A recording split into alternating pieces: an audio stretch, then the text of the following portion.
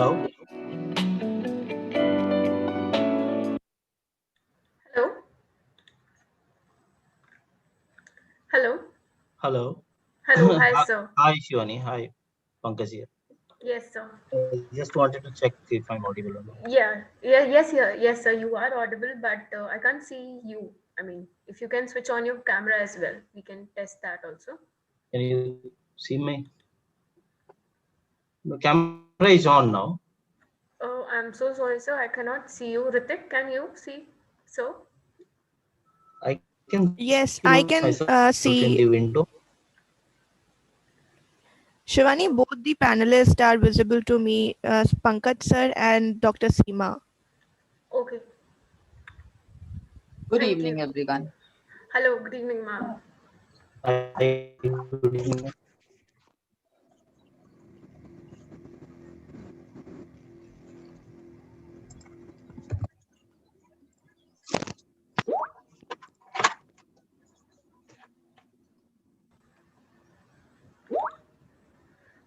Miss Ruchi, ma'am, can you please switch on your camera and mic as well for testing?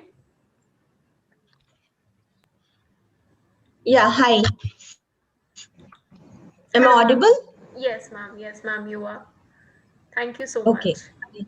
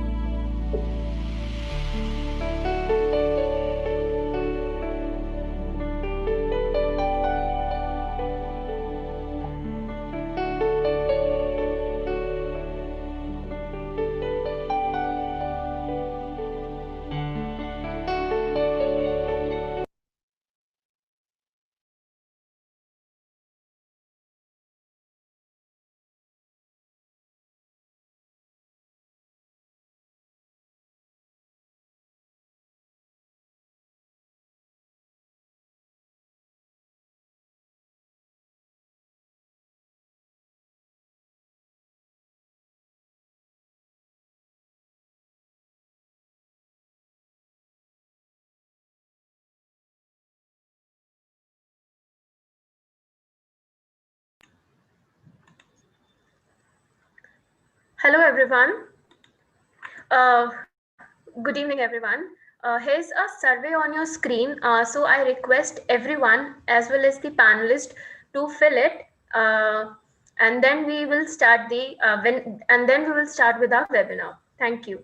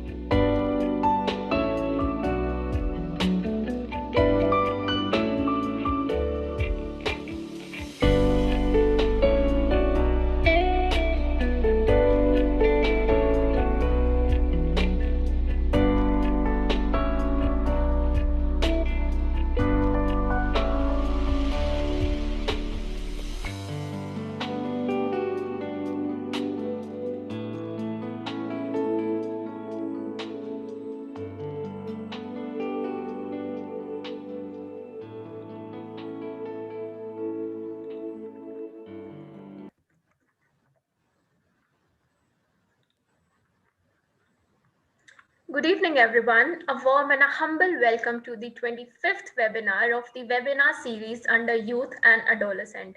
My name is Shivani Bhatia. I and Mahima will be moderating the webinar today.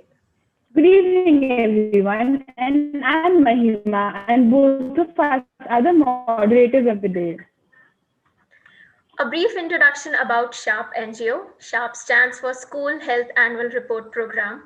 It's a pan-India non-governmental health organization working from over 21 years in the field of holistic development and healthcare of students and children.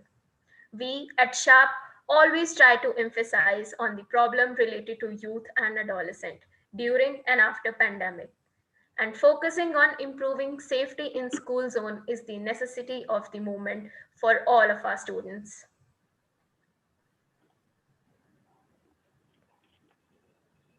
When we first came up with this idea of the webinar, we realized that there's so many issues concerning with safe zones. Because people are trying to promote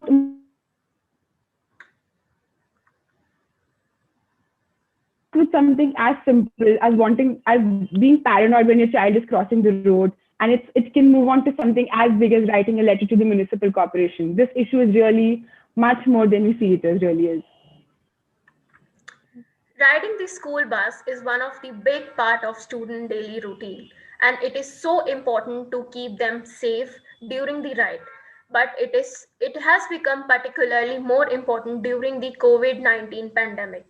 And to keep everyone safe on the school bus required combined efforts from the driver, school staff, parents, and the kids themselves, also giving us the scope to discuss on promoting safer access to school through buses and safer zone for students. And for the same objective of discussion, we have with us our esteemed panelist, Mr. Pankaj Singh, Mr. Sri Kumar Swami, Ms. Ruchi Verma, and Dr. Seema Negi. We welcome you all. Few instruction before we start the webinar. We will let each panelist speak first and then we will have the Q&A round. I request all the panelists to stick to the time limit and audience to drop in their question in the Q&A box. We will be taking up live question after the panelist addressal, and one best live sharpest question of the day will get a gift voucher worth rupees 1000. Also, we request the audience to not fill the chat box with unnecessary messages. We may tend to miss out the important questions. Without any further ado, I invite our first panelist, Mr. Pankaj Singh, Head Road Safety India at ACC and Ambuja Summit. Experienced safety professional with a demonstrated hand-on experience of working in various industrial sector across Asia Pacific region. Key strength lies in safety cultural building, leadership coaching, behavior transformation, design, and implementation of engagement tools. Operation safety management, risk management, and auditing skills as well. Passionate about building a sustainable safety culture. We welcome you, sir. Over to you. Sir, you are on mute. Yeah, can you hear me now? Yes, sir. Yes, sir. I thank you, Shivani. I don't know, that was a long introduction. I don't know where you picked it from.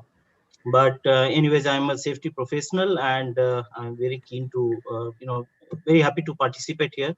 Good evening, all of you, all the participants, my fellow panelists, and thank you to the Sharp NGO for inviting us, especially giving me the opportunity to talk to the educators mainly, because I personally believe that, there are 3 or 4 big influencers in anyone's life, and educators are one of the most important pillars in our life. Even after 25 30 years of leaving school, 20 25 years of leaving school, we still miss our teachers. We still find a need to go and seek their blessings. And I did one very recently, a week back, and this is the importance of a teacher in anyone's life. And that's why I'm especially privileged to be here amongst all the educators. And coming from an industry, I would like to put forth my point of view, and not only as someone coming from the industry, but also as a father. I am father of 2, and my children also go to school. So this subject is concerning me, not just as someone who is working in an organization as a citizen, but also as a father. And hence, so I'll quickly start. I have few slides to present, if you can allow me the access. Yeah, sure, sir. Ritik? Okay. Yes, also you can share now. Okay, thank you. So just to build the context,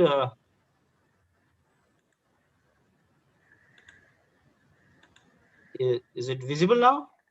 Yes, sir. Okay, perfect. So quickly, I won't exceed time. Why road safety? In fact, this is a very important subject. Road safety, by and large, has been one big issue in our country. And we have been, in the last 10 years, I believe we have lost almost about 17 lakh people, if not more. And these are the official numbers. And 17 lakh, 1.7 million is a big number. There are many countries. The many countries of that size in this entire world.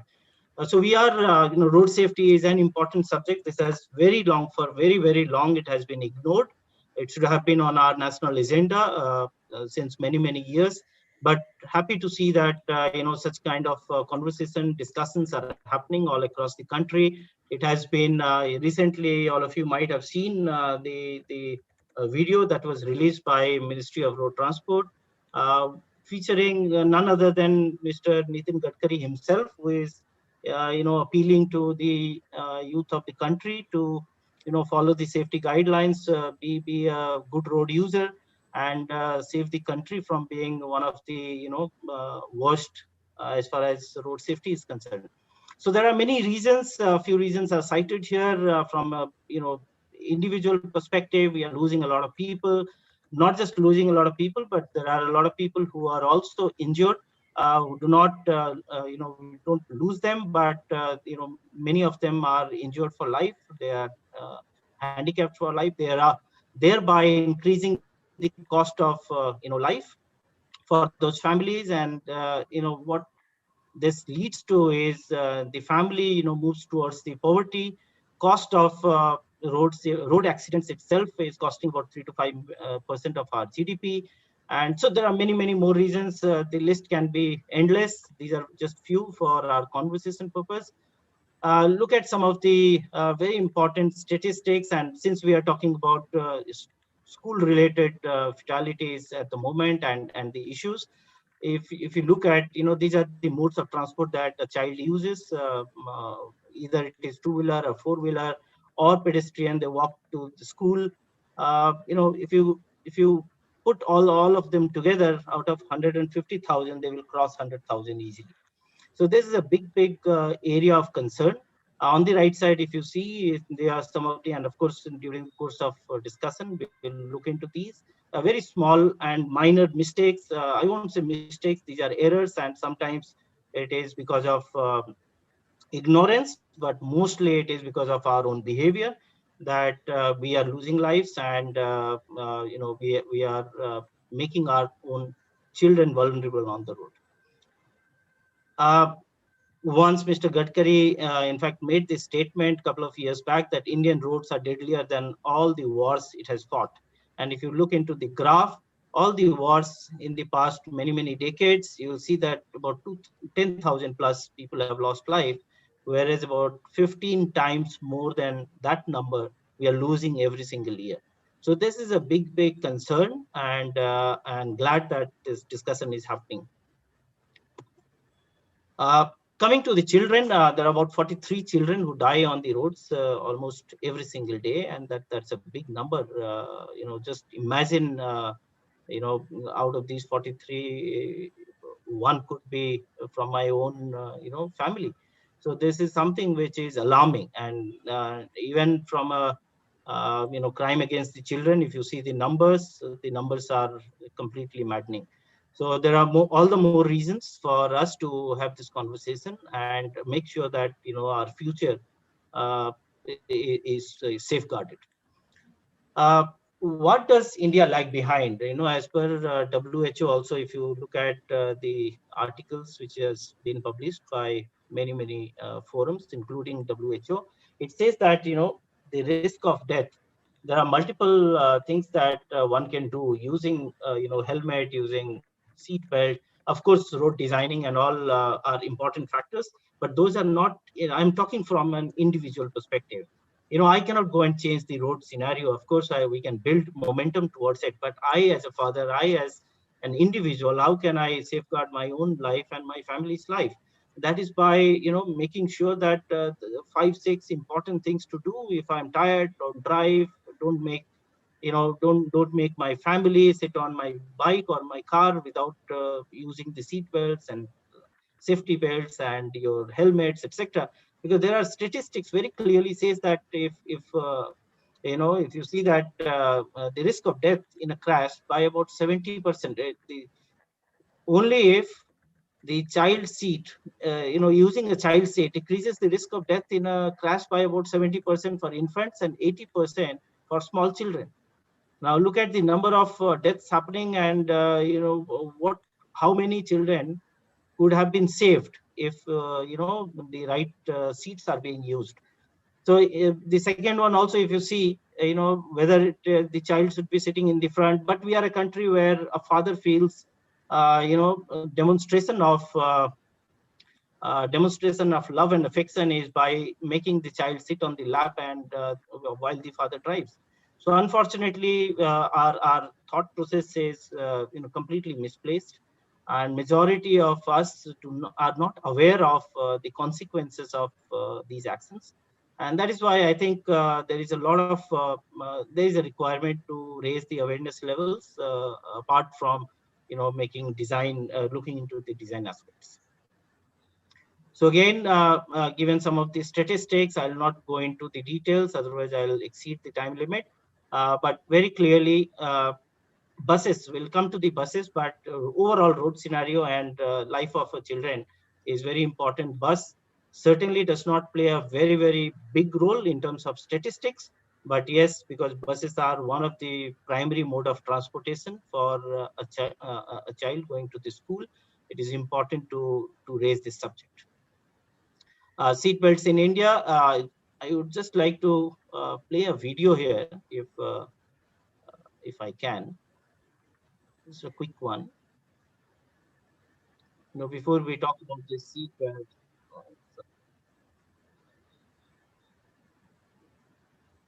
Okay.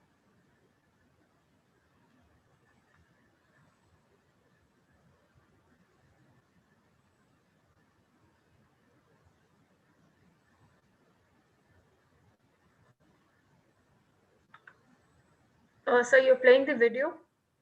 Yeah. Can you see the video? No? No, no, not yet. So. Oh, I'm sorry. One sec. Sure.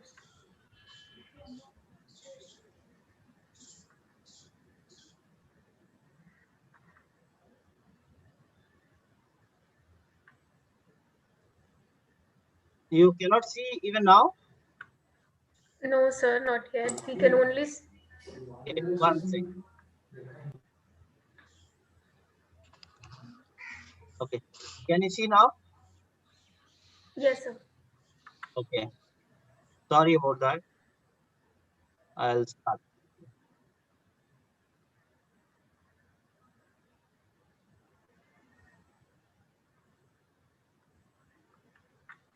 Sorry to inform you, sir, but I think there is no audio in the ongoing video. Okay. Sorry. So I'll share this with you. Maybe you can play it later. Yeah, sure, sir. Okay. One sec. I'm sorry about this. I could have shared this before.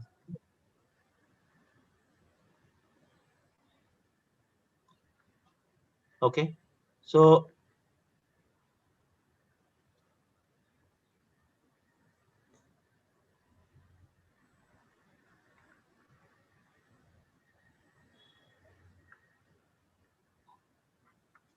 back to the presentation. You see now? Yes, sir. Okay. So, I was talking about the seat belt, and we'll play that video. It's a chilling video which came from Ohio. In fact, there is a live capture of the incident, and you can see what happens when children. And when we see that only about 10 to 11% of the school buses and vans, and even when the number of school buses are less than 1% of the total registered motors that we have, motor vehicles that we have across the country, only about 10%, 11% of them have seat belts, working seat belt. So there is a huge there is a huge opportunity that we have in front of us, and glad that the conversations have happened, the educators are here in this forum, and I'm sure a lot of changes we will see in the upcoming days. Even when I talk to my children, in fact, they are much more learned as far as road safety is concerned than we were when we were of their age.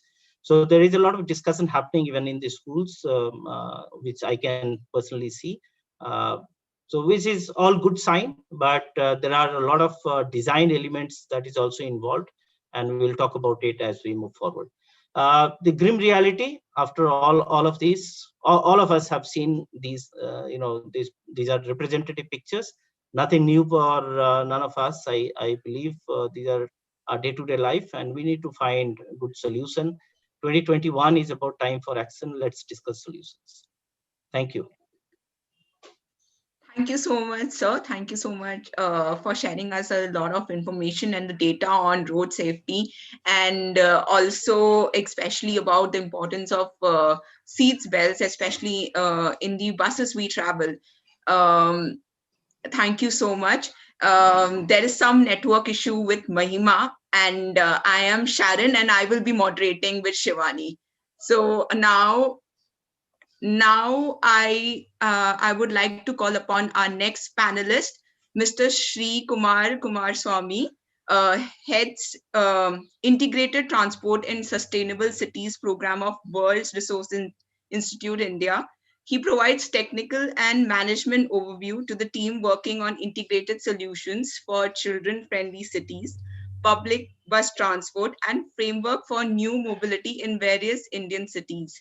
He has over 20 years of experience in advising several cities in preparing their mobility solutions, urban design, and architectural projects. Mr. Kumar has also gained experience as part of consultancy services for several years and holds master degree in urban design and population studies. We welcome you, sir. Over to you, sir. Thanks a lot for inviting us. It's a great pleasure to talk on this topic. And can I please share my screen? Sure, sir.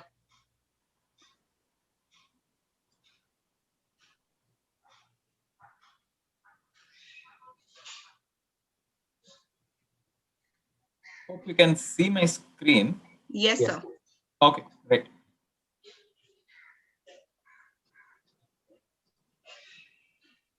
Okay. So I think here I will. I think Mr. Pankaj Singh has already given a great introduction on the need for the topic and why this is really the urgent one which we need to address. I'll try and talk on what we can do, what the stakeholders need to do. And there is a whole lot of things which can be done.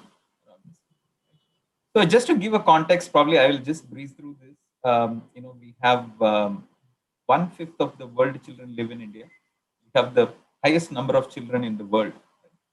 So that also gives us the responsibility to be. We should be taking the most care of our children, and the entire country need to change the governance and the management of our cities, villages, urban areas to ensure that children are at the center of thinking about our living environments. Now, why this is really urgent is because this, already we discussed this 43 children die every day in India. How are we really addressing this? Now, this is just not only the biggest issue, but there is also for every child died, there is also so many number of ones who are disabled, right? So there is a great what you call it, the burden which is created by the road. So your voice is breaking. Oh, is it? Is it better? Yes, now it is. Okay.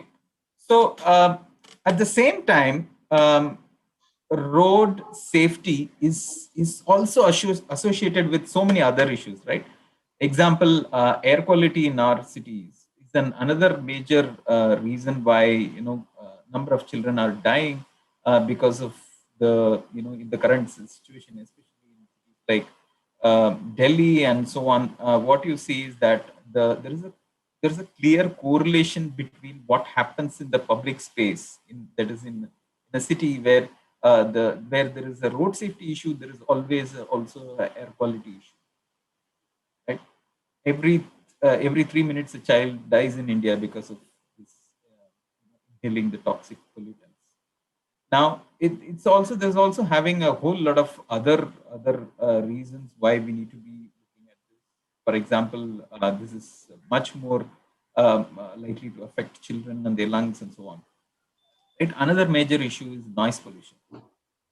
This also has a very straight correlation with road safety.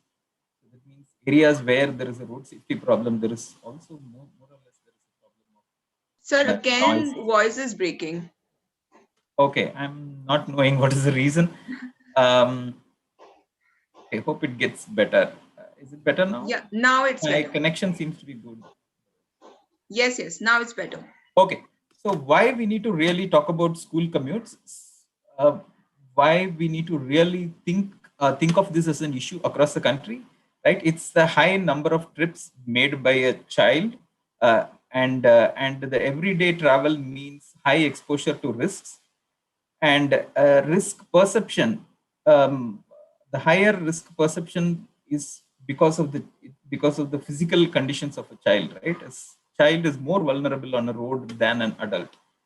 Child, for example, simple thing is that a child cannot see above a car, or cannot see through a car, or see through a vehicle, because these are the simple things, right? And suddenly some vehicle appears from the side of a car where it is parked, and suddenly some two-wheeler appears. So the entire issue of the physiological relation of a child and the cognitive issues are also very crucial. Why? So now, if you look at what we know about how children are moving to schools, you see most of the cities, children live within this 5-kilometer radius, or more or less within the 2-kilometer radius, right? Most of them are around 50-60% of the children really walk to school, and they also, the more the government schools, they walk to public, they walk or go by public transport. And also, if you see the fatalities of children while reaching the school, you will see the most of them were pedestrian, right? Mostly the children who are walking to schools are getting meeting with accidents. Now, why children are really a high risk exposure, why governments need to really look at it more seriously? It's the physical stature of the child, right? And it's a micro environment. That height you will not see. At that height you get the maximum exposure to pollution. At that height you are not, even the driver cannot see the child, so and so on. So there is this physical stature and the physical characters, and then the explorative behavior. Children also have the most explorative behavior, and children do not really foresee danger to a large extent, therefore they are more susceptible. And also they have the long latency period, right? They very young in the age, they meet with a major disability or so on. It has a much longer latency period. So what is that we can do? What is that the city government should be doing? What is it, if at all? I mean, we keep saying that India is the what do you call it, the biggest, it's one of the biggest problem, but what is that the government need to do now? I think when we really think about schools and the children accessing schools, we need to think about neighborhoods, right? Really, the neighborhoods are the places, the immediate surroundings of the house and the immediate surroundings of the schools, where the children, high number of children are really going either walking or going by cycle or public transport, so on. So it is this intimate scale where there are also communities, right? There are NGOs, there are schools, there are resident welfare associations. All these people are there, and they need to also be taking a big lead in this. Now, let's think about the stakeholders, right? A child is walking on a street like this in a neighborhood. All have a role in the safety of the child, right? What happens in the immediate surrounding of a school? The school is having a role. Traffic police who is managing the area has a role. The NGOs or civic groups who have a direct interest in the betterment of their citizens, they have a major role. Local politicians, they need to see why this is a major issue, why this can be a tangible improvement, a clear improvement which they can show it to their local people, and of course the local government, right? So there is this all these stakeholders have their own interest, and how to get all the stakeholders to do certain a small activity, or every time a small thing which can really help to enhance the safety. So that's the biggest thing what we're seeing there. So this is I mean, we are conducting this Nurturing Neighborhoods Challenge along with the Ministry of Housing and Urban Affairs. This is already on. All cities across the country are participating in this challenge. And if you are from any of the cities and you feel that your neighborhood can take good action on this, please do get in touch with your city government, and you can visit the website as well. Now, another important aspect is actually looking at children, right? Seeing the world through the children's eyes, right? So there can be whole lot of activities can be done to really understand how a child accesses school and how they really do. So one of the activity we did is that in Bangalore, we with the support of UL Underwriter Laboratories, we did this project on really tracking how a child walks to the school and really understanding what are the road safety, and it's like amazing understanding what we got, and really how to map this and show that information to the corresponding stakeholder or the authority who need to take action on this, right? So this kind of activity got a very good kind of an understanding. For example, I mean, we've been doing this exercise with number of cities. Especially, we conduct this workshop with schools, very specifically with age groups, and there is a focused activities per age group to come up with a certain understanding. It's not only about what solution they can think of and they getting trained about it, but also what they can tell to the authorities that what do they need in their surroundings of the school. So there's a direct relation between the school and the surroundings. So there's a whole lot of mapping activities we did along with them, and we worked with the stakeholders, right? So this is a case in Mumbai where we worked with the municipal corporation and then looked at how a politician can see a solution in this, and introducing them with the school, and a school was chosen and the surroundings of it were started to plan discussion with the parents and guardians. And then you will see that this is a kind of existing situation above, and then we are looking at how we can really reimagine the spaces, how to create really space for children and not for vehicle, right? Vehicles need not be the central thing in the surroundings of schools. Children, the people, the caregivers, the parents, they are the most important people here, and they need space for them to wait, to rest, for children to play, and so on, right? So there is a whole lot of prioritization we need to do. If you see the space of urban development, there's a whole lot of prioritization we need to do if we consider children at the center, right? Road safety, the traffic speed, looking at the data, what need to be done around the bus stops, what need to be done for the children who cannot walk, and so on. So there is a whole lot of improvement in understanding is emerging. And if you see what are the real interventions we can do are like really identifying and delineating a zone around a school and really make them identifiable. This one question came that can we really identify a zone, by just by looking at does our behavior change because we are looking at a signage, right? It does not happen. It has to be inculcated through design, the design of the street, the design of the public spaces. Automatically a vehicle had to be made go slow in that area by design, right? Unless we do that, nobody is going to look at the signage and reduce their speed, right? We'll have to really force the vehicle to go slowly. So similarly, we need to do junction improvement, looking at the street design, speed management, and looking at a number of such measures. So similar, I mean, we've been doing this work in Rohtak, for example. The on top is the kind of a street, and at the bottom, what you'll see is the quick practical improvement we did on ground. Went and did this block, road barriers, and we created this space and better connection towards the school, which is just next by. And this kind of spaces where children, pedestrian infrastructure spaces where which aids children to walk more easily are the key solutions going forward. Similarly, I mean, this is an example of, many of you might have heard about this Rahagiri movement where this major on Sundays, Sunday, first half of Sundays, major roads were blocked and made children to come and play and cycle and do these all kind of activities. We were very pleasantly surprised to see that how the children, this was also in partnership with several schools in the city of Gurgaon where it started.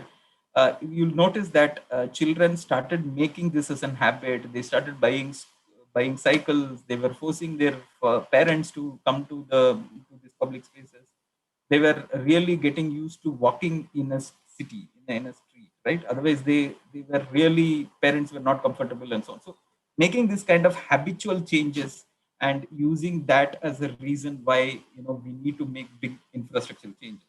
So how to nudge the government and the decision makers to make big decisions. So these campaigns aren't good examples. So ultimately, yes, we need to make the behavioral change. Road safety is a lot about behavioral change, and how to do that. I mean, there are several actions we need to take. We need the data and understanding of it, understanding of the data of area by area, and we need to really see what are the infrastructure changes need to be done, and policy and regulatory changes at a larger level, managerial changes within the government agencies, and institutional changes where the schools and this kind of groups today can make a major nudging actions, and all this need to come together to make. So thanks. So basically, I just I'll end by saying that city is a city which works for a child is a city which works well for everyone. So that needs to be the lens of imagining our cities. Thank you so much, sir. Well said. City which works well for children works well for all of us. And thank you for sharing such insightful. So, our next panelist of the day is Miss Ruchi Verma, founder and chief executive officer of Humankind. She is an architect, an urban designer by training, and has worked extensively in the urban mobility and sustainable urban development. She has been associated with transportation research and injury prevention program at Indian Institute of Technology, Delhi. Ms. Ruchi has selected globally as Dalai Lama Fellow and is 2020 Ecoin Green Fellow with School of Social Entrepreneur and Leadership for Environment and Development. Being a sustainable development goal practitioner, Ms. Ruchi and Humankind has won the global honor for their work to accelerate the sustainable development goals at World Urban Forum 2020. We welcome you, ma'am. Over to you. Thank you, Shivani, and thank you, Sharp, for inviting me. I'll be sharing my screen. Please let me know if the slides are rolling before we Yes, begin. ma'am. It is. Okay. So I thank my previous speakers, Mr. Pankaj and Mr. Shri Kumar, for highlighting the importance of road safety. I think it's high time we consider it as a pandemic, with a term which we are very well versed with. And we've also understood how important safety is. Safety, after all, is a community need. It does not stand alone. It cannot be seen in isolation. And I would like to thank all the educators and school teachers and principals, present here. They, nurture children passionately, and the statistics that my previous speakers have been sharing are really disappointing, and it's high time we all address it as a community. So just to highlight the same problems, but with a different perspective. We know 45 children die daily in India. For any educator, I just want to relate this. You're losing one classroom every day. So imagine 222 classrooms were lost in 2018. That is about 5.5 schools. And at the same time, we are all trying to provide education for all. So, this is something that really needs to be targeted from our educators. Secondly, We are all nurturing young humans, trying to make them, give them a voice, give them a visibility in our communities. However, they do not have any right as such. They're merely seen small. However, our statistic does say that they are more than 1/3, and they better get a right to speak. And finally, they do watch what is happening in their everyday life and how normalized we as adults are. How normalized we are to this action, and somebody else will take the action, while you as educators have been talking to children that you need to be change makers and you need to be doing something, but the world outside shows them something different. So the power of democracy definitely lies in the hands of the adults, and it's high time our young get the center stage. So an everyday life of a young child is they want to leave happily to school to meet you lovely teachers and principals, but they're exposed to toxic air.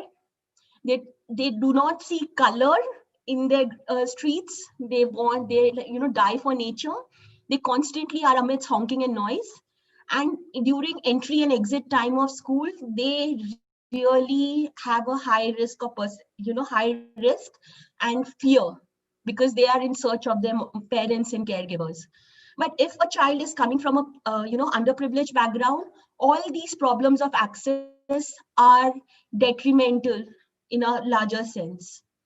I'd like to take you through, a journey, the child, when they do this everyday journey to your school for 15 years. Can you imagine the hostility that this journey induces in them? What kind of human beings are we becoming? And then when we are 18, we say that our youth does not care. So this whole vicious cycle that we have been creating by this small, intervention of school journeys needs to be stopped, and that's where humankind was born. We really want these school journeys to be nurtured with kindness and compassion, which is very much possible. And we really want to give voice, visibility, and not just that, agency to our young humans. How we start is just by listening. Children have a lot to offer. Children have a lot to say, and you listen. And whether they are from underprivileged backgrounds or they are some from the privileged backgrounds, they all experience fear. They all experience risk, high risk, and they all experience that their voice is not heard. And this is where we want to bring in this whole aspect of, even if we are all living in urban neighborhoods, children are invisible stakeholders.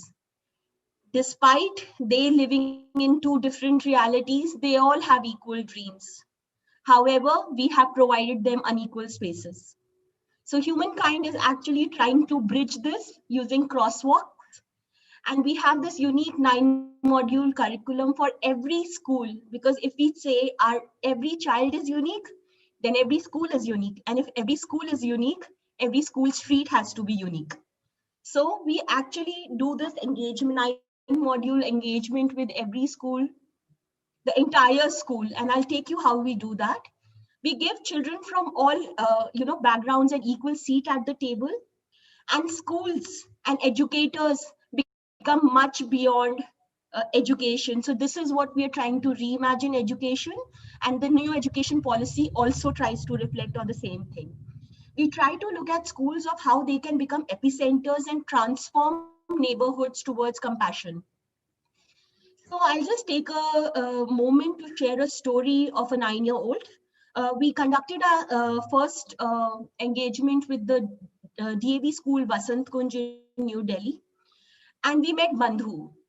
And Bandhu is a 9-year-old who comes from, a slum, a first-generation learner, and he, does not have any association with the city of Delhi. So there is no sense of belonging, because the Delhi city doesn't even offer anything, apart from air pollution, noise, just what we told before. But he has a strong affinity for their school and the school street. They see their school streets as home. They see their school streets as an extension of home, where they can sit in the night also and do their homework, since their neighborhoods or their community settlements do not have public spaces. So what I'm trying to highlight here, the role of schools and school streets become much beyond those everyday school hours. It becomes a part of your life. And so what we try to do is we co-design these spaces, children co-design these spaces, children catalyze the communities, and children lead change. We are nowhere, all the community members are behind. How does this look? They express because they can relate. They are humans, they are emotional people, right? So they can actually, even if they don't have the vocabulary, they know what emotions mean. They listen to each other. We use methods like design thinking to get the voice out and use their wisdom to provide analytics to the technical people. We do experiential learning where we use walkabouts and whatever is can be customized to their school street. And then we ask children to do priority planning, which means what did you like, what did you not like. If you did not like cars of your teachers being parked on the footpath, say it. And let me tell you, all children are extremely courageous. They don't have bias unlike others, so they will spell it out. And they then try to create a design for your school feed. So we saw rules started emerging. So this particular street had 5 school gates, and a child said, all school streets are slow streets. All gates should have one crosswalk. It was simple mathematical equations. No tech, no hi-fi science. It was all coming from a young 9-year-old. And they collectively created what they wanted out of their school street. Some of you would look at this as an art and craft exercise, but this is completely filled with wisdom and the right solution. They wanted people to man or somehow stop the vehicles for thoroughfare. They really wanted benches for their mothers who come and wait in the scorching sun for 15 minutes earlier. They've seen people open defecating outside their school street, so they wanted public toilets. They wanted colors, so they wanted gardens, and many more things. When we transition them towards leadership, we start getting solutions from them of how a school help desk on mobility can help them. Or for example, a simple solution after our 9 workshops was, you see a school street which is barren, dry, where buses are double parked, cars are, parked on their footpath, and there's a government school next to this school. So the children decided, how do we let the other children suffer because of the footpath being blocked? They asked that the buses should be parked in a line, how they want to access buses. They want everything to be slow. They want vans to come one by one and give them an airport like you know one van at a time, and not filling them as chickens. And I have these 100 of letters written by them, which I will be able to share with you. But it doesn't stop there. The school is now connected as a system. Now it's time for the community to set up, and who other than children who can mobilize communities and bring a shared purpose. So we conduct exhibition within the school, outside the school. We ask children to talk to children, mobilize their own peer. We ask parents to join and actually vote, because you have the power to vote. You have selected your decision makers. We ask the alumni to join and the elected to support us. I'm very happy that the elected MLA of Vasant Kunj actually endorsed this in October 2019. And also this is going to be the first model school street from the AAP government coming up. We don't stop there because the street has not been ready. So the senior children join us. Everybody aspiring to become architects, planners, they join us, and they actually work with the PWD. And yeah, this is the final result, which we'll see, something with cycle track, something with linear paths, something which is also for the community in the evening, where Sorry Bandhu to again interrupt can... you, ma'am. Yeah. We are running short of time. Okay. Yeah. Okay. If you could wrap up. Sure. Presentation. And so what I wanted to highlight here is, not just does the solution talk about global mandate, but it also connects a strong community effort in building happiness, because at the end we'll be able to impact 4 schools and 10,000 children. Just a small note on the bus safety aspect. We continue our discussions with the school management, and that itself is an ecosystem of how do you provide bus safety. And I can come to that in a Q&A. We received the global honor. That was really good. We also saw the potential of placemaking from this very street. But what I want to highlight with you is what we started with, that all children are equal and they deserve dignity from our streets. And this is the imagination we come with, that we are building compassion. We are going to neighborhoods and transforming neighborhoods one school at a time, because a person is a person, no matter how small. I'll stop here. Thank you very much for giving me this opportunity. Thank you so much, ma'am, for sharing us the presentation and showing us the activities, especially done by the children, and the design, especially. I really liked it. And as you said, that the journey to school is really special, and it should be beautiful for the children. Thank you so much. So our next panelist for the day is Dr. Seema Negi. She is Global Goodwill Ambassador and Edu Leader and the Principal of Sanjeevani World School, Mumbai, India. She is the coordinator for SARC National Regional Committee for Global Youth Parliament. She's an eminent speaker, moderator, panelist at various, and been a panelist at various conference events, summits at global platforms. Her work is recognized by World Book of Records UK on personal and professional category. We are glad to have you here, ma'am. Over to you, ma'am. Thank you so much. And thank you to all the previous panelist speakers who have really set the tone. So I will not share any PPT. I will speak from an educator's perspective.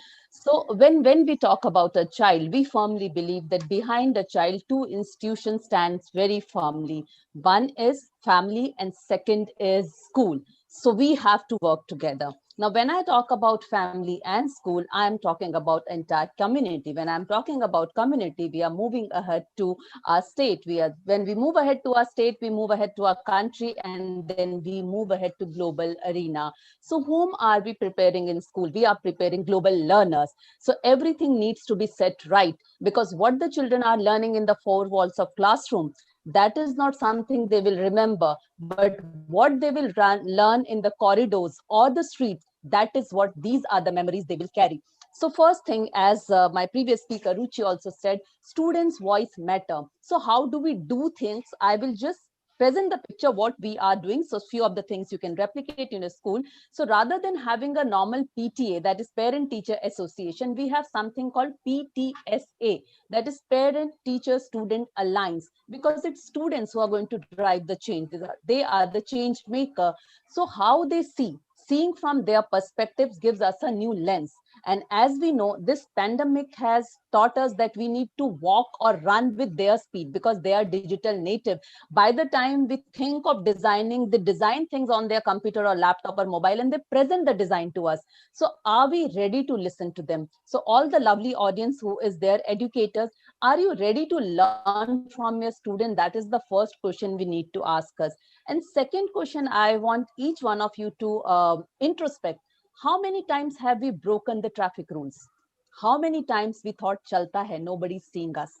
I mean, the kind of picture Mr. Pankaj and Mr. Sri Kumar has presented in front of us, that's alarming. And if we do not wake up now also, then I think everything will be an eyewash. So what is needed is, when nobody is seeing us, are we right? And that is the legacy we are giving to our children. We undertake many drives. When the rule came that everybody has to wear helmet, our children refused to come with their parents if they had not worn helmets. It took us time, days and days and days, but ultimately we could achieve it. So we need to have that kind of patience. At the same time, we need to give the ownership to our children. When we give the ownership, streets come alive. When is the last time you have left your child on the street and said, okay, go out and play, I am not worried about it? We cannot do it, let's be honest. But are we as an individual taking care of our responsibility? The movement that are coming, like where we are incorporating neighborhood together, the need has come because each one of us is not taking our responsibility, not just an education institution, but as a citizen of India. If each one of us do that, I mean, it's a chain. Each one of us have to do it, then only we can go ahead with the sustainable solution. Now, when it comes to school bus, which I am more passionate about right now, because now the schools are getting ready to open. Are we ready to bring the school buses again on the street? If we are ready, what are the precautions we are following? So all the lovely audience, they are parents as well as educators, please understand, you need to be patient now, because there will be time when the bus driver or conductor will follow each and every guideline, whether it's sanitization or it's checking temperature. So in that entire process, your buses might be 2 to 3 minutes late.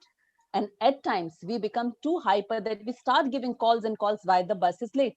Understand, now we need to be more careful, we need to be more vigilant. And first of all, please say thank you to your bus driver always. Express gratitude. If we do that, your child will reach safely to you, because your bus driver has the major responsibility now. The bus driver needs to have his N95 mask, needs to have its PP kit, and needs to know how to change the PP kit, when to change, how to dispose of everything. And the bus driver is now, I mean, something like God to you, because the bus driver is taking your child to school and bringing your child back home. Express gratitude as often as you can. Similarly, now the schools will only take limited children in the bus, because we know we have to follow social distancing. But at the same time, now the responsibility of the bus conductor or bus didi has increased a lot, because many of the children will show some kind of movements or some kind of signs wherein maybe the child is not feeling well, or maybe the anxiety level is high. So the schools need to train their transport staff to identify those triggers, and those triggers need to be taken care of immediately. Small things like we need to have a lot of tissue papers in our buses. At the same time, the bus people need to know how to dispose of the tissue paper. If the child is sneezing or coughing, do you have disposable stations where you can dispose them? Might seem small things, but these are going to help us. Similarly, the bus windows needs to be open so the air can circulate properly. We know how important is it to have fresh air, though yes, we have spoken about a lot of air pollution, but still, considering all the norms that we have to follow during this new normal, which we are saying, we have to be particular about each and everything. Also, at the same time, the signage that I think my previous speaker spoke about, how many times do we as a parent tell our children this signage means that? How many of us, I mean, not just educator, as a parent, have told our children when they were toddlers, red, green, yellow, what do they mean? Can we start from the basic? It is very easy. If we start from the basic, if we are not in hurry to just cross the road, if we are following zebra crossing, see the number of accidents happening every time, every day, and we are losing human capital. Do you know why schools are the last place to get open? Because the future is there. How do we play with future and bring them back to school when things are not normalized? So we cannot play with the lives of future. What we need to do is we have to come together. It's joint responsibility. It's community, whether it's bus or it's road or it's anything, it's community responsibility. And all of us have to come together, as a parent, as an educator, as a businessman, as a shopkeeper whose shop is there just next to the school. Everybody has to come together, because today it might be your child, tomorrow it might be my child. Ultimately, we are losing a generation who is going to rule the world, who is going to rule our country. Young generation, we cannot lose like this. So a humble request, because all the stats are already presented, I will not go to the stats again. But what we need to do is, are we ready to sanitize our bus by after every round? That is one thing you need to work on. You need to have a cleanliness task force which will clean the bus after every round. Have the kind of purifiers which are medically proven and tested, so that your children are sitting at the safe zone. Ensure that there is distance, like nobody sitting very close to the driver's seat. There can be 2 seats we can leave, and then children can sit, one child on one seat. Are we able to train our children how to limit themselves to that state? They have to limit themselves to that space. That's the biggest challenge. And at the same time, train your bus didis and bhaiya to see the triggers for emotional and social quotient, because that is what will be our bigger challenge when children will come back to school. Because bus journeys are fun. Bus journeys are about senior, junior, all coming together. Bus journeys are about stories. I mean, small children, they wait for their biggest brothers and sisters or the school's bhaiyas and didis to come and tell, oh, this is what happened in the class. And children remember this throughout their learning journey. So can we make it more enjoyable, but at the same time, can we make it safe? As a parent also, as a parent community, one of you can take the responsibility. Okay, today I am responsible for this particular route for this bus. If we come together, if we jointly work together, I think we will provide much safer space to our children when it comes to opening the school. Because again, everything a school cannot do individually. Everything a parent cannot do individually. For the cities like Mumbai, it is not possible that we tell children, okay, you come in the bicycle or you walk and come. We will be more worried. Honestly, we'll be more worried if children are coming in their bicycles. So what is needed is a joint effort by everyone, from you and from me. Then only I think we can provide the safe roads to our children, safe buses to our children, and we can have a safe future for our children. So I will again not go to the stats because stats were given. So thank you so much. And yes, we all are looking forward for schools to get open. We want our children bus journey to be back, because we have heard so many stories. But then this time the stories will be different. This time the stories will have a different perspective. And please appreciate each and every perspective. So I will end with a very small story. In a class, a junior KG class, a teacher was teaching about apple, because we all are very fond of A for apple. So a teacher asked how many colors of apples are there. So one child came and said, everybody said red, green, this, that, golden, and a child said white color. The teacher was amazed, how can there be an apple white in color? So teacher said, come here, what did you say? The child said, junior KG child, that is 4 years, junior KG child said, teacher, apple is of white color. So the teacher was amazed, and she asked the same question again and again by different method. But every time the child said the apple is of white color. Now the teacher was actually puzzled. She did not understand anything. She said, where have you seen white color apple? The child went to his particular seat, brought his tiffin, showed it to the teacher, wherein the mother has nicely peeled off the apple and cut it in the small, small pieces. And it was beautiful white color apple. See, what is needed is, are we ready to learn from our learners? The day we will do that, trust me, the problems that we are facing will reduce, because we as educators feel that we are the sage of stage and we know everything, or we as adult feel. But it is high time, give responsibility. This generation has shown during pandemic that they can adapt to any situation. Let them become a co-partner in whatever you do. And I think that is what Ms. Ruchi also spoke about. When they take responsibility, they become better citizen. And then I think our roads will be safe, our schools will be safe, our zones will be safe, and our children will come back to streets and play. I mean, we won't have to look for any movement like happy streets or other, but our children will be free to play there. The kind of childhood I think we have enjoyed, we have not given that childhood to our children. So it's time to introspect and work out on that. Thank you so much. Thank you so much, ma'am. And thank you for sharing all the things which you have been doing and which we can do in the schools later. And also, you rightly said, ma'am, that we all together can make the streets safe for the children. Thank you so much. So, so here at Sharp, we always strive to put the best foot forward in terms of providing the most accessible and affordable healthcare options to for Indian students. And so many months ago, we realized with COVID-19 and the unprecedented lockdown, we all are facing a very unique kind of challenge of steering through these hard times while caring for our both physical and mental well-being. We believe as a public health organization, it is our foremost duty to make sure that the quality health reaches every nook and corner of the country. And this webinar series came out of such effort. So we never knew that it will grow so big that we will be celebrating a silver jubilee of the webinars. And we have compiled all our takeaways in our new magazine, Yuva. And here is the video of our journey of 25 webinars. And meanwhile, I request all the audience to drop their questions in the Q&A box.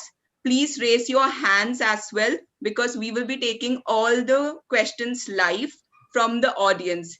And as we have introduced the sharpest question of the day, where one of the best live question will give the gift voucher worth ₹1,000. So here is the video.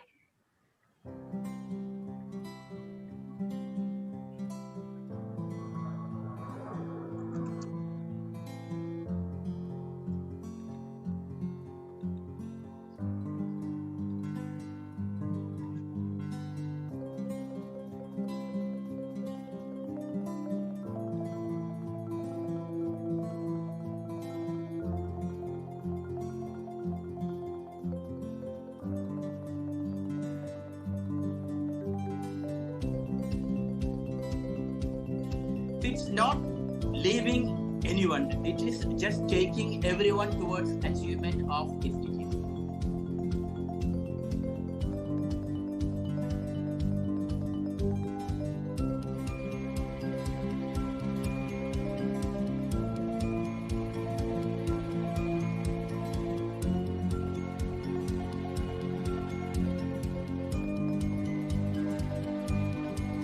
If anything that the body is consuming, which is not food, water, or air, it is toxic. It is a poison.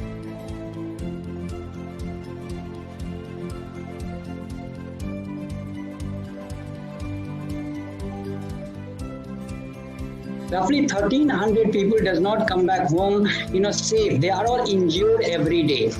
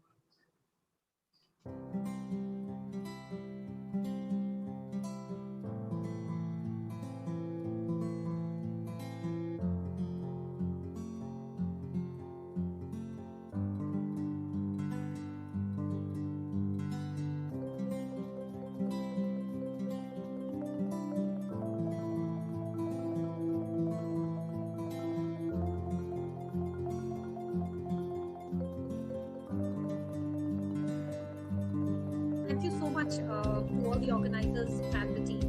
You've done a brilliant job, first of all, behind the curtains. I must congratulate you for that.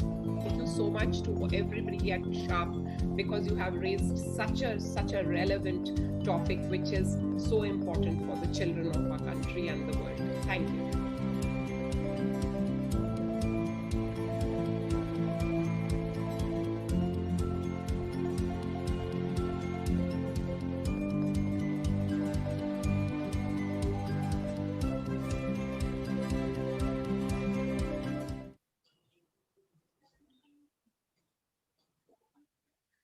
Thank you, Ritik, for playing the video.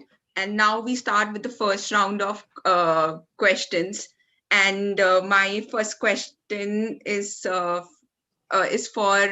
Pankaj sir, and this is from the audience, Nagaraja. His question is that as a school management, which measures must be taken for differently able children in school bus, and how to teach students the importance of school bus safety? So great question, Nagaraj, and thanks for bringing it in front of all of us. I think differently able. So first, let me take the second part, and other panelists may kindly feel free to add whatever they want to. But I think what is important, the bus safety measures that Dr. Ruchi already covered a lot of things, but from a safety perspective, I'll add, she covered a lot of things from a COVID perspective. But from a safety perspective, there are added risk elements which are there given the post-COVID scenario in the, currently whenever we restart our schools. For the last almost 1 year, the licensing process, the permit process, and a lot of other processes which are very important to ensure road safety, they have been suspended because of obvious reasons, and that is adding a lot of risk elements, because I do not run the school, but at the same time in our industry we have a lot of heavy vehicle drivers who come in on a daily basis, and we have seen that a lot of new drivers have come in. A lot of drivers who do not possess licenses and require training, they are also driving on the road because of because of government has suspended many processes, many checks. The drink driving cases are on the rise because again the breath analyzer test has been suspended. So we have to be aware of, and as educators, as school management, I think it is important to let our drivers also know that these are the additional elements, additional risks that you will see. The municipal corporations across the country, and this is coming from our experience across the country, the municipal corporation people are largely engaged in COVID related response, and hence a lot of management that is to be done, a lot of cutting of the bushes, very important things which are done on a day-to-day basis to make our roads safer, to decrease the blind spots. These are things which are not happening over the last 1 year, and that has raised a lot of risk levels on the road. And my request to all the school management would be that whenever you restart, sensitize the driver of the additional risks on the road.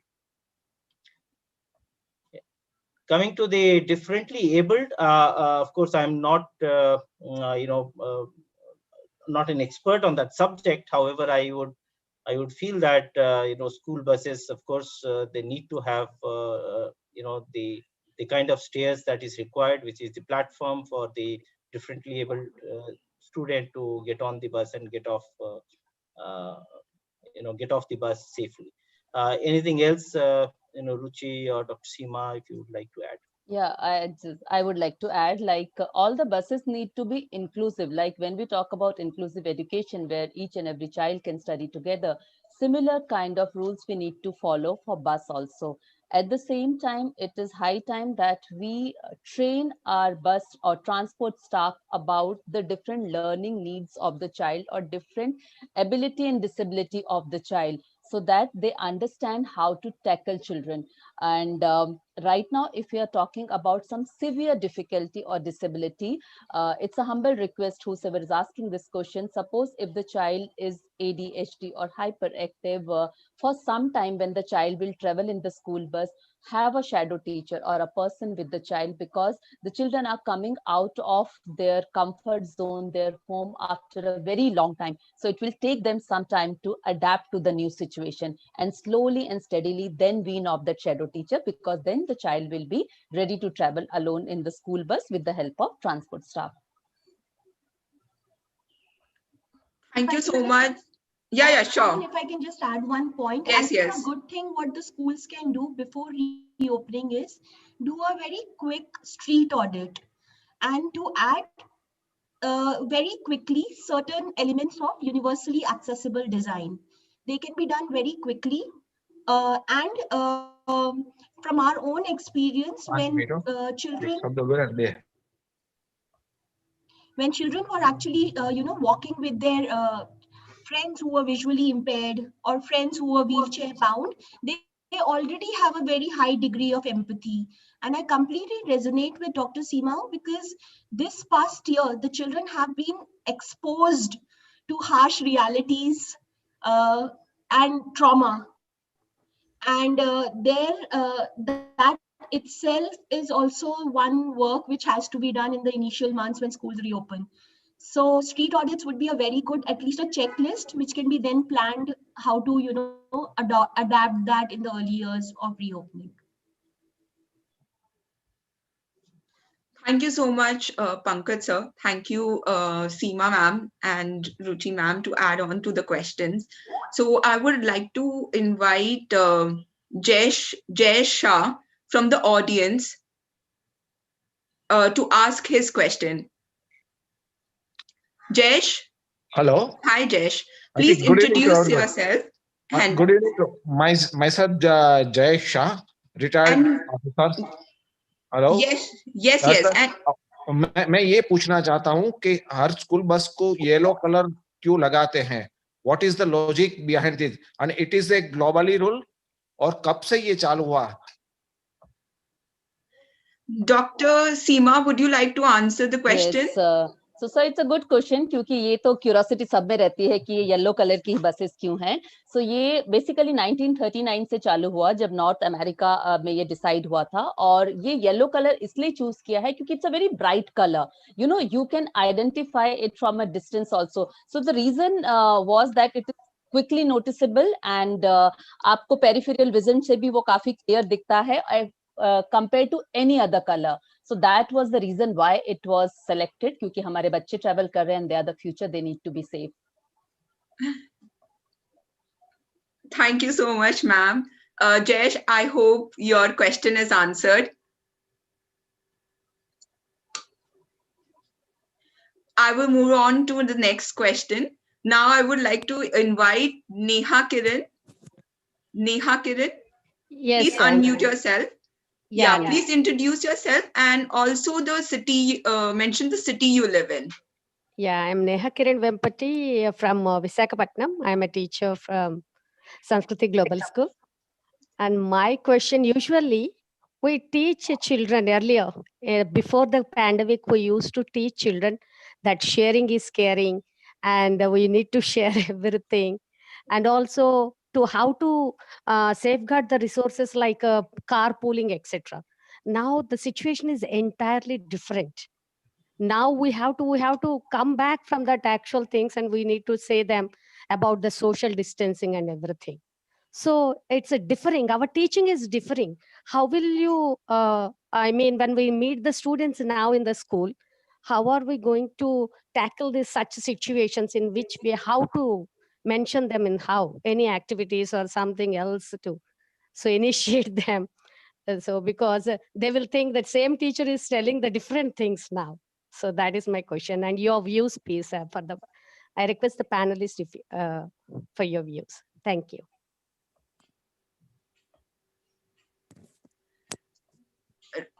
Anybody from Shannon, if you want, I can. Yeah, sure. So first of all, Neha Kiran ma'am, thank you for being an educator. You are really important to our community. I just want to talk to you about a response which you can give to children is, we are born to walk, you know, and a car-oriented sort of mobility structure has been induced in our lives, which came much later. So what the pandemic also showed us, if there were walkable and cycling public spaces and streets, carpooling and sharing, you can share a street rather than sharing a car, and that's more environment friendly as well as low emissions in that. So one thing which I want to like also Mr. Sri Kumar had shown that most of all our children come from within 5-kilometer radius. People are living around the schools. So if those what the pandemic also showed us, if the streets can get converted for walkability and cycling, they are the ones that streets have to be shared because it increases happiness and social cohesion. That would be my response for the sharing for your children, and I would leave it for other panelists to add something. Sri Kumar, sir. Yeah. Yes, I think well said. Ruchi already said, but I would like to add a little bit on that. For example, what a school could do in such a context, right? What you can do is, for example, you need to have more walking space adjoining your school. You're connecting to your school. You could simply do it by just putting some barricades and make a wider footpath, right? Basically, all we need to do is make the footpath maybe double so that there is some kind of distancing and no crowding happens and so on. It is very much doable. All you need to talk to this the municipal corporation and the traffic police and create wider footpath around your schools as much as possible, and ensure that the children don't have to crowd themselves, and this is the best way to walk to school where there is full ample air movement, or the second probably can be by buses with adequate social distancing and the windows full open, right? I think the mindset, it's going to change a little bit as you said, ma'am. The suddenly we are saying very different things, right? We will have to what we taught before and now are very different. I think we will have to say that this is a situation where we need to pass through this, and to be able to pass through this, we need to use our all our resources, whatever we have, and the resources need to be used considering children at the center and not the cars.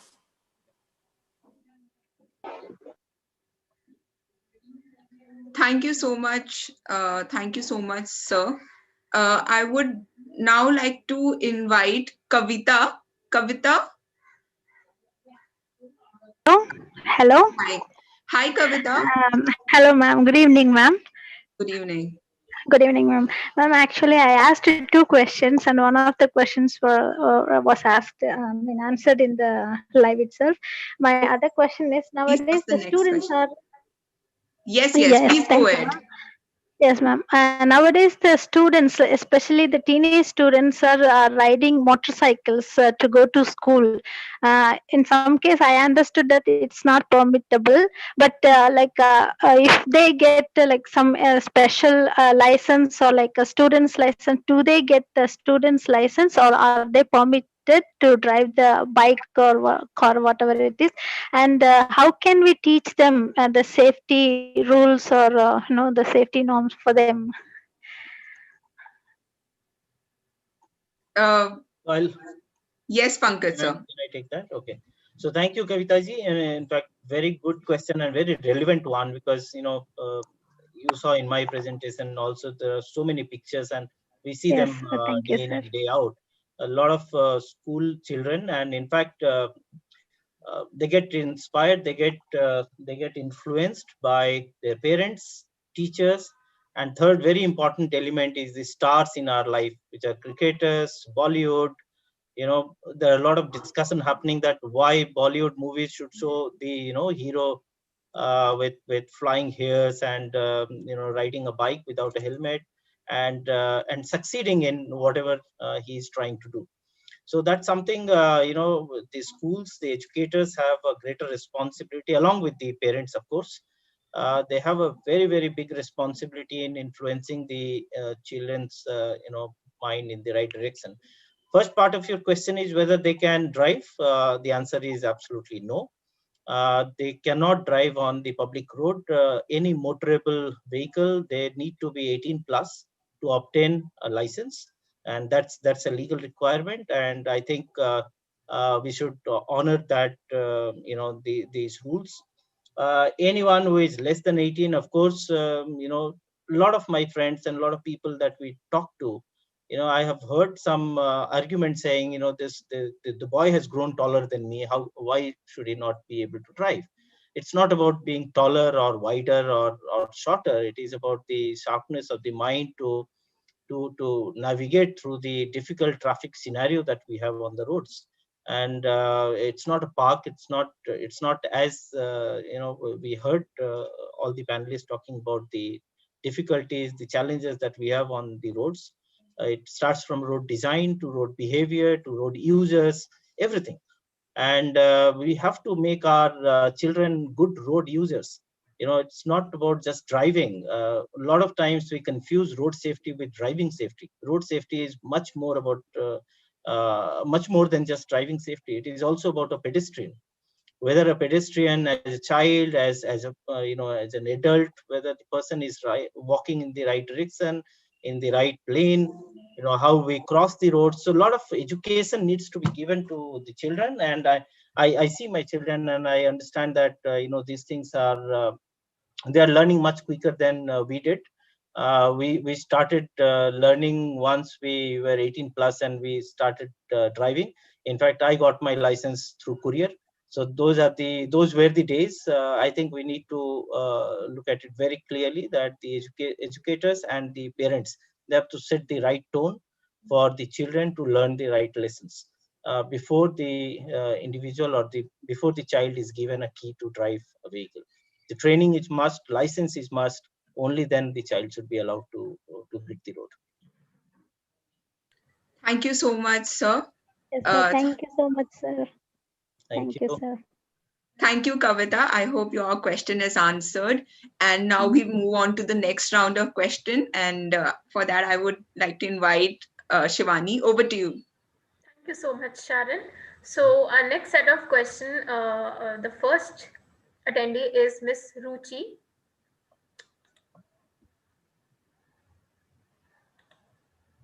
Hello.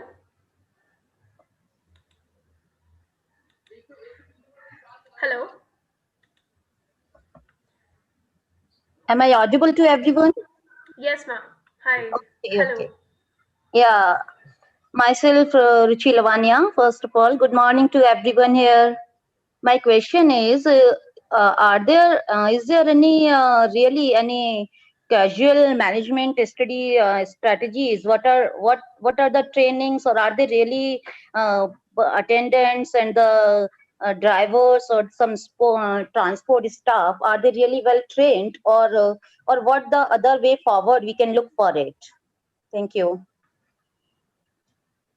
So, sir, Pankaj sir, would you like to answer this question? So first part, yes, I think it's an important question, and also given the COVID scenario, the drivers and all the staff members, teachers who are sitting in the bus, they must be trained on the emergency management, casualty management, or any sort of response that they might be needed to provide. But to my knowledge, and other panelists, please correct me if I'm wrong. To my knowledge, I don't see this as a mandate. However, good schools, they do take up such training programs for their drivers and their staff members, so that they can respond to any kind of emergency scenario on the way. Earlier, even some education, there was one question I read in Q&A also to address that question. There was for obtaining a license, 8th standard pass was mandatory. That also has been, as per the local recently modified rules, that also has been taken off. And now a driver does not need to be really its pass to obtain a license. That makes the responsibility of the school management even more important, because they need to ensure that they are not just, they understand the road rules, they understand the road signages, and also are trained on the basic emergency procedures, emergency management. Thank you so much, sir. So, so our next question is from Miss Anuradha Gupta. Good evening. Hello, good evening, ma'am. Yes, I would like to ask about two specific things. Firstly, it's from personal experience. Being an educator, I've noticed that when children reach school, the travel that they have already taken from home to the school is something that really sets their mood. And when I was I had volunteered to take my niece to school when she had just joined school. I noticed that children have this anxiety when they start leaving their parents at home and going to school with a new set of faces, you know. So while I used to take my niece, I used to tell her stories or small little jingles, and that would ease her and get her prepared for the next few hours that she would be spending with little strangers.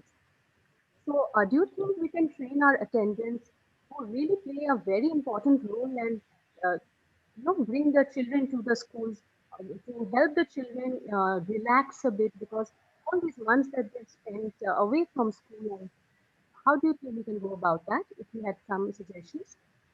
Secondly, I think with this situation that we are all facing, some schools do not have enough facilities or space where they can have a parking lot for the buses or the vehicles to let the children board and deboard safely and enter the school. So a lot of buses are parked on the roads, and the children are literally dragged. I've seen attendants drag a long line of children behind them. A kid may be just darting out. It becomes a very scary situation at times. So what would you suggest these schools to do? Okay, any of the panelists would like to answer this question? Yeah, I think I can take it. I think Sure, it's an sir. excellent question.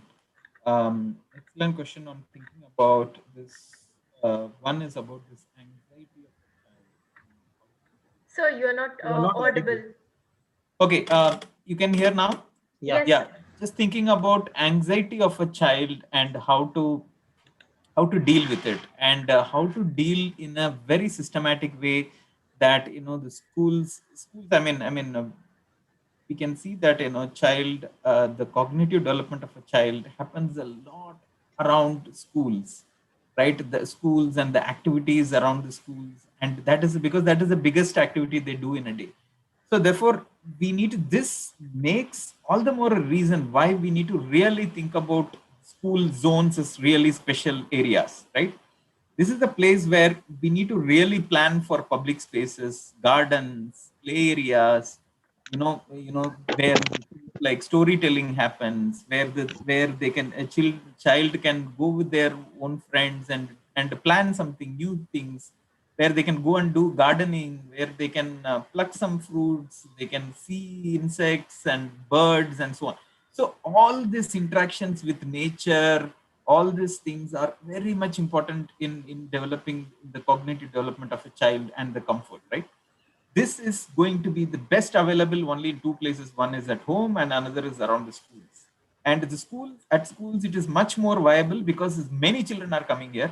You can do a lot of interventions there and make its best place for children and their psychological development.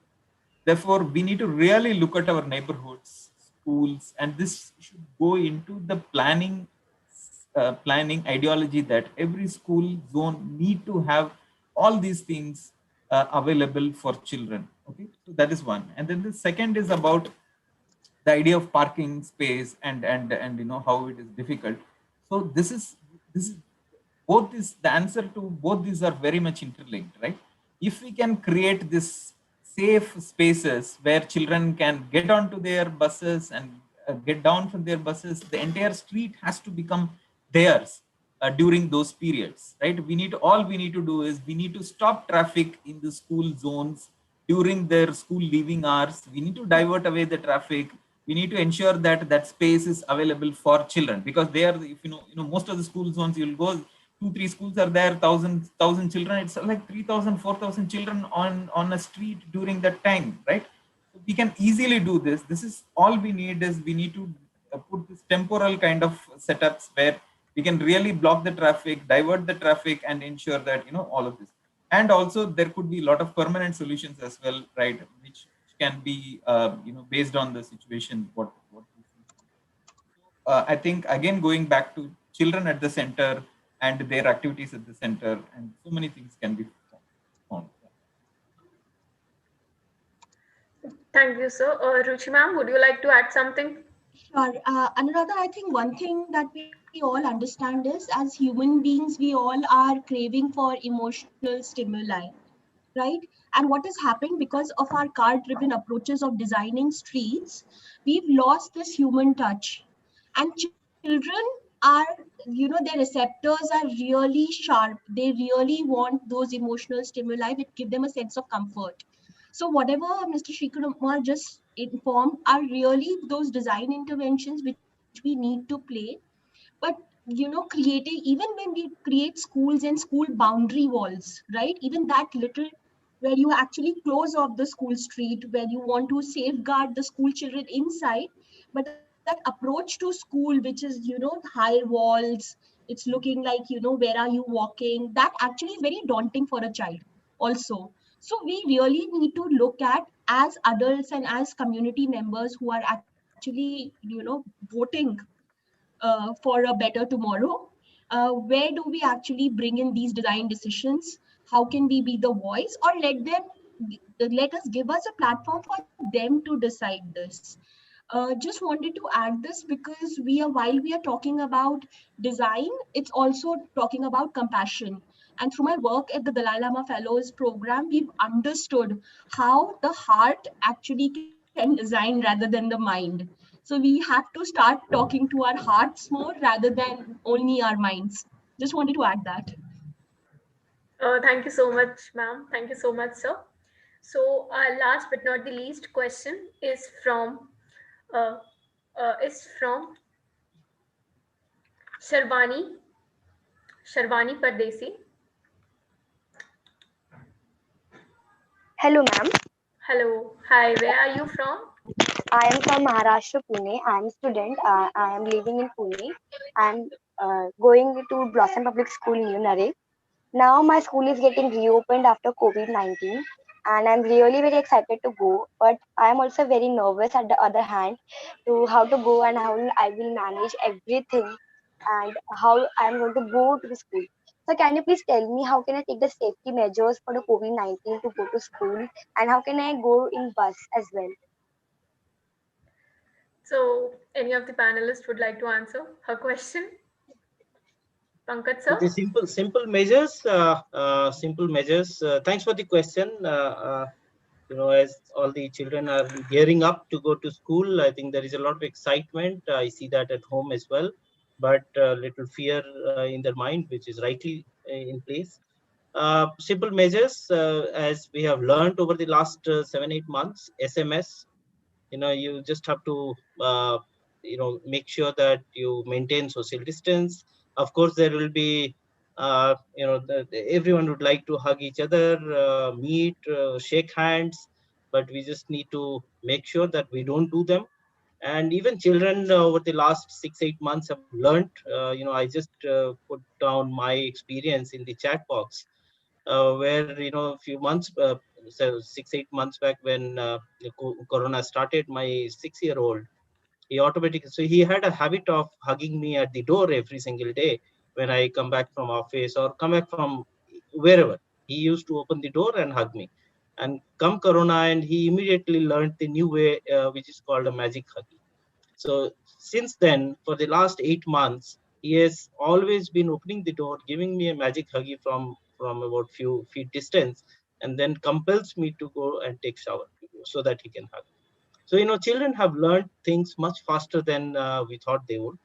And I believe there will be some curiosity, some problems maybe in the initial few weeks, but things will settle down. So don't worry. I think some safety measures are social distancing, mask is very important. And I'm also traveling these days, and I make sure that mask is there on my face all the time. So don't make sure that you are guarded. So social distance, mask, and hand wash and sanitize. I think these are three things that these are the three vaccines that we have to live with till the real vaccine comes to us. Thank you so much, sir. I hope she got her answer and she's less worried now. Yeah. So, Hope so. thank you so much. That was Yes, the last. thank you so much, Pankaj Stone. Thank you so much. Thank you. All the best. So that was the last question. Thank you so much to all the panelists and all the participants for making our webinar so successful. Thank you, Pankaj sir. Thank you, Ruchi ma'am. Thank you, Sri sir and Dr. Seema ma'am. So thank you, everyone. And the most awaited moment, the sharpest question of the day, winner goes to. So Sharon. Sharon, you are on mute.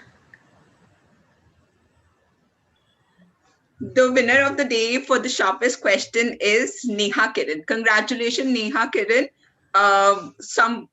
Somebody from the Sharp team will communicate the further, will communicate to you regarding the gift prize. Thank you so much. And I once again thank all the panelists for taking out time and joining us today. Yes, Pankaj sir. Thank you. Just if I may add one or two lines, one expectation maybe, since all the educators are here. And road safety is slowly and becoming. Someone said, I think Ruchi or someone said that it is nothing less than a pandemic. And yes, it's an endemic. It is going on. We are losing lives every single day, every single moment. In the last 1 hour that we have had this webinar, so many people must have got killed on the road. And this is something where most important roles are played by parents and by the educators. So my request, my humble request with all the educators would be that, road safety, not just teach your children, not just talk about it, but you also should become the role models. So if they see you wearing helmets, if they see you wearing helmet with the chin strap, if they see you wearing the right helmet, which is via, ISI helmets, if they see you strapped even on the rear seat, also to the parents, if they see you strapped, wearing seat belt on the rear seats, if they see you stopping at the traffic signal, even if other vehicles are not stopping, that's what they pick up. And I'm speaking this as a father. I've seen my children also. I'm a safety professional. I did not teach them anything. They learned everything through cartoon channels, etc., and from the school. So I expect and I request all the teachers to please make sure that the conversation on road safety is very important. Even Dr. Seema said that the Parent-Teacher Association meeting, I think that's an excellent forum. In the morning when we talk to the students, if we spend maybe about 5-10 minutes asking, how did you come? Did you wear a seatbelt? Did you use a helmet? The students will go back home and they will tell their parents that these are the questions asked, and they will there will be a reverse pressure on the parents also to follow the right rules of the road. So this was the request. I thought this is an excellent forum. I'll make that humble request with all the educators to take this subject forward. We can't lose 150,000 people every year. Thank you. Thank you, Pankaj sir. And thank you all the panelists for joining us today. And we have discussed a lot about the data, the accidents which are taking place, and also how we are involving students and parents that the roads become safe. And I personally thank all the panelists, Mr. Pankaj, Ms. Ruchi, and Mr.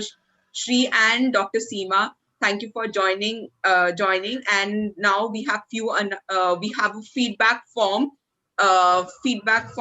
Please do fill the feedback form. It's for all the panelists as well as the audience. And here are the few announcements. Your certificates you will get in 2 days. And please, for further updates on our programs and also on the webinars, please subscribe our website www.schoolindia.org.in. And we are also, Sharp has also started an awareness program on digital eye strain, and this is for school children. And I request from the audience, the teachers and the principals, please register your school for this program. It's a free awareness session. And Sharp is also participating in India's first ever hashtag Safe Speech Challenge. It is inaugurated by the Ministry of Road and Safety to celebrate the Road Safety Month. And I once again thank all my panelists and the audience for joining in today, and hope to see you for our next webinar. Thank you so much. Thank you. Thank you, sir. Thank you, everyone. Thank you, Shah. Thank you. Thank you. Thank you, ma'am. Thank you so much, sir. Thank you, ma'am.